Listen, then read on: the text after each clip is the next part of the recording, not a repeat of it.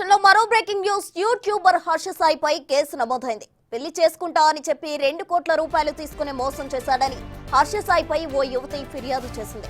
Advocate తో కలిసి nursing police station లో హర్ష సాయిపై ఫిర్యాదు చేసింది. హర్ష తండ్రి రాధాకృష్ణ పైన కేసు పెట్టింది. బాధితురాలకి సొంత ప్రొడక్షన్ హౌస్ ఉంది. వీడు హర్ష సాయితో కలిసి ఓ సినిమా నిర్మించింది. శ్రీ పిక్చర్స్ బ్యానర్ లో హర్ష సాయి హీరోగా మెగా అనే మూవీని నిర్మించారు. కానీ ఆ సినిమా మధ్యలోనే ఆగిపోయింది.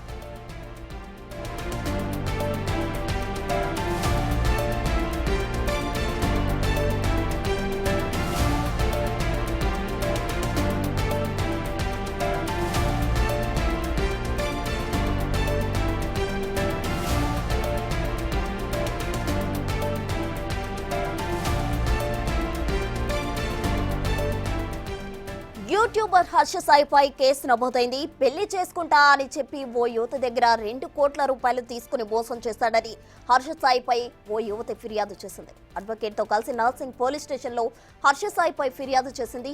అటు హర్ష తండ్రి రాధాకృష్ణ పైన కూడా కేసు పెట్టేది. బాధితురాలకి సొంత ప్రొడక్షన్ హౌస్ కూడా ఉంది. ప్రియుడు హర్ష సాయితో కలిసి ఓ సినిమా కూడా నిర్మించింది. శ్రీ పిక్చర్స్ బ్యానర్ లో హర్ష సాయి హీరోగా మెగా అనే మూవీని నిర్మించారు. కానీ ప్రజెంట్ ఆ సినిమా మధ్యలోనే ఆగిపోయింది. అన్నా కొద్దిగా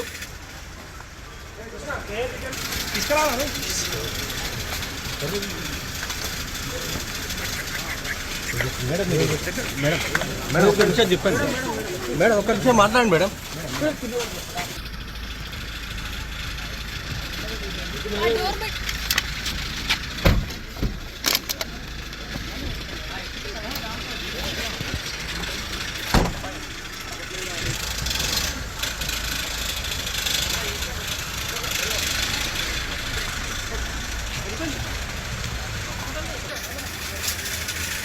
అన్నా కొద్దిగా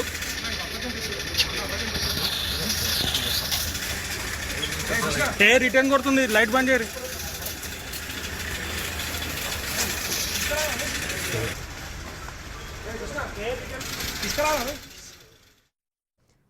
బ్రేకింగ్ న్యూస్ చూస్తున్నాం. యూట్యూబర్ హర్ష సాయిపై కేసు నమోదైంది. పెళ్లి చేసుకుంటా అని చెప్పి 2 కోట్ల రూపాయలు తీసుకుని మోసం చేశాడని హర్ష సాయిపై ఓ యువతి ఫిర్యాదు చేసింది. అడ్వకేట్ తో కలిసి నాసింగ్ పోలీస్ స్టేషన్ లో హర్ష సాయిపై ఫిర్యాదు చేసింది ఆ యువతి.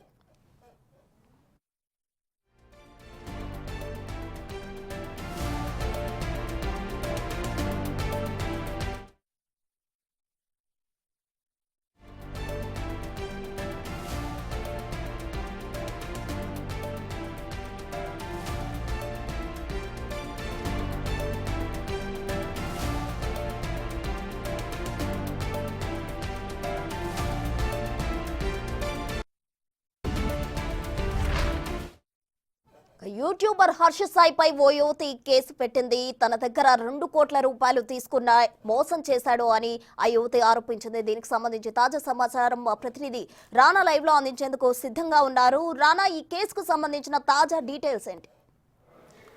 సో విక్టిము అలాగే హర్ష సాయి ఇద్దరు కలుపుకొని ఒక సినిమాను కూడా నిర్మించారు.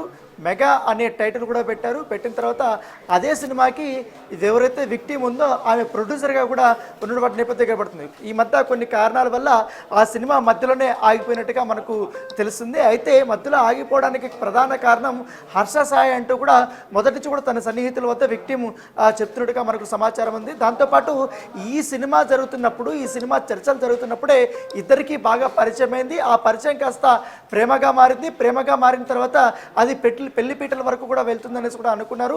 ఏకంగా ఇద్దరు పేరెంట్స్ కూడా ఒప్పుకున్నట్టుగా విక్టిమ్ ఇవాళ స్టేట్మెంట్ ఇచ్చినటువంటి పరిస్థితి ఏర్పడుతుంది.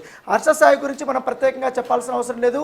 యూట్యూబ్లో ఒక సెన్సేషన్గా ఉన్నారు. ఎందుకంటే గతంలో 4-5 సంవత్సరాల నుంచి కూడా మనం చూస్తున్నాం ఎక్కువగా పేదవాళ్ళని టార్గెట్ చేసుకుని వాళ్ళకి కావాల్సినటువంటి నీడి అంత వస్తువులు కానీ డబ్బులు కానీ లేకపోతే వాళ్ళకి ఏమన్నా షాప్స్ పెట్టడం కానీ లేకపోతే ఇంకేమన్నా కొనించడం ఇవన్నీ కూడా వ్యవహారాలన్నీ కూడా చేస్తూ ఉండేటాడు. ఎప్పుడైతే డబ్బులు ఇవ్వడం స్టార్ట్ చేశాడో ఆ వీడియోస్ అనేది చాలా పాపులర్ అయినటువంటి నేపథ్యం కనబడుతుంది. ఏకంగా తెలుగుతో పాటు తమిళ్ హిందీలో కూడా హర్ష సాయి పేరు అనేది ఒక బ్రాండ్గా మారిపోయినటువంటి నేపథ్యం కనబడుతుంది. గత 2 నెలల నుంచి కూడా మనం చూస్తున్నాం హర్ష సాయి మీద అనేక ఆరోపణలు కూడా వచ్చాయి. ఎందుకంటే ఈ బెట్టింగ్ యాప్, ఆన్లైన్ బెట్టింగ్ యాప్ని ప్రమోట్ చేస్తున్నాడు, దానివల్ల 100 కోట్ల రూపాయలు కూడా సంపాదిస్తున్నాడు అంటూ కూడా ఒక ఎన్ఆర్ఐ ఏకంగా రవి అనే వ్యక్తి అతని పైన అనేక రకాల కూడా ఆరోపణలు చేశారు. ఆ వివాదం దాదాపు 2 నెలల పాటు కూడా నడిచినటువంటి సందర్భం కనపడుతుంది. ఇప్పుడు ఏకంగా హర్ష సాయి పైన ఒక రేప్ కేసు, అలాగే మోసం చేశాడు, పెళ్లి చేసుకుంటానని మోసం చేశాడని కూడా ఇవాళ బిగ్ బాస్ ఓటీటీ కంటెస్టెంట్గా ఉన్నటువంటి ఒక విక్టిమ్ ఇవాళ నాసిక్ పోలీసుల్ని కలిసినటువంటి నేపథ్యం ఏర్పడుతుంది. నాసిక్ పోలీస్ స్టేషన్లో ఎఫ్ఐఆర్ నమోదు చేశారు. దాదాపు 4 సెక్షన్స్ కింద ఇప్పటికే ఇటు హర్ష సాయి మీద కేసు నమోదు చేసినటువంటి నేపథ్యం అయితే కనపడుతుంది. ముఖ్యంగా ఆ సెక్షన్స్ కూడా చాలా కఠినంగానే ఉన్నటువంటి పరిస్థితి కనపడుతుంది.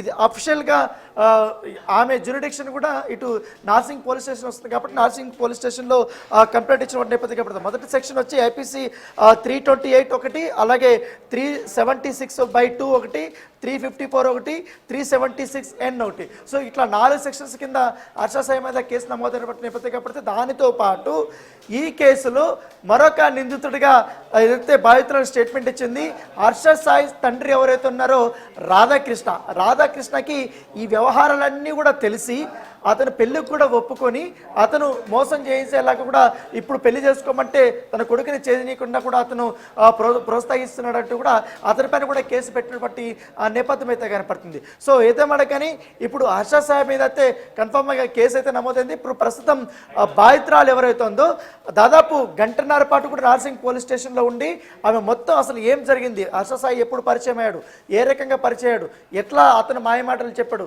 ఏ విధంగా తను లంగ తీసుకున్నాడు, ఏ రకంగా తనని శారీరకంగా వాడుకున్నాడు, పెళ్లి పేరుతో ఏ రకంగా మోసం చేశాడు, ఇప్పుడు ఏ విధంగా తను మొహం చాటేశాడు, తనకు సంబంధించిన కాల్స్ కానీ రికార్డింగ్స్ కానీ ఫొటోస్ కానీ అవన్నీ కూడా, అలాగే ఇరు ఫ్యామిలీస్తో దిగినటువంటి ఫొటోస్ కానీ అవన్నీ కూడా పోలీసుల వద్ద సబ్మిట్ చేసినట్టుగా మనకు సమాచారం అవుతుంది. ప్రస్తుతం అయితే బాధితురాల్ని నార్సింగ్ పోలీస్ స్టేషన్ నుంచి గోల్కొండ ఏరియా హాస్పిటల్లో మెడికల్ టెస్టుల కోసం బాధితురాల్ని తీసుకెళ్లినటువంటి నేపథ్యం కనబడుతుంది. సో బాధితురాలు కూడా చిన్న వ్యక్తి ఏమి కాదు, ఆమె కూడా బిగ్ బాస్ ఓటీటీలో ఆమె చేసింది, పైగా ఆమె కూడా పాపులర్ అయింది.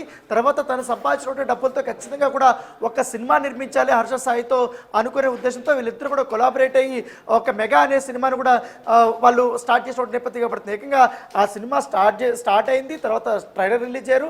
ట్రైలర్ రిలీజ్ రోజు కూడా ఇద్దరు మాట్లాడారు, అట్లా హర్ష సాయి మాట్లాడారు, అట్లయితే విక్టిమ్ కూడా మాట్లాడినటువంటి నేపథ్యం అయితే కనపడుతుంది. ఇప్పుడు అఫిషియల్గా ప్రేమ పెళ్లి పేరుతో నన్ను మోసం చేశాడు, శారీరకంగా వాడుకున్నారంటూ కూడా ఆ రేప్ కేసు హర్ష సాయి మీద పెట్టేటువంటి నేపథ్యం అయితే కనపడుతుంది. ప్రస్తుతం పోలీసులు కేసు నమోదు చేసుకున్నారు.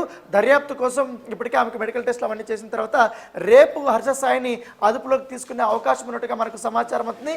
హర్ష సాయి ఫోన్ అయితే ఇప్పటికే స్విచ్ ఆఫ్ అయినట్టుగా మనకు తెలుస్తుంది. ఎందుకంటే నార్సింగ్ పోలీసులు ఈ కేసును చాలా ఛాలెంజింగ్గా తీసుకున్నారు. అనేక కోణాల్లో కూడా విచారించాలన్న ఉద్దేశంతో కూడా పోలీసులు ఉన్నట్టుగా మనకు సమాచారం అవుతుంది. ఎందుకంటే ఇటు బాధితురాలు కొన్ని కీలకమైనటువంటి ఎవిడెన్స్లు సబ్మిట్ చేసినటువంటి నేపథ్యంలో ఆ ఎవిడెన్స్ల ప్రకారంగా హర్ష సాయిని ఇప్పుడు అరెస్ట్ చేసే అవకాశాలు ఉన్నట్టుగా మనకు సమాచారం ఉంది.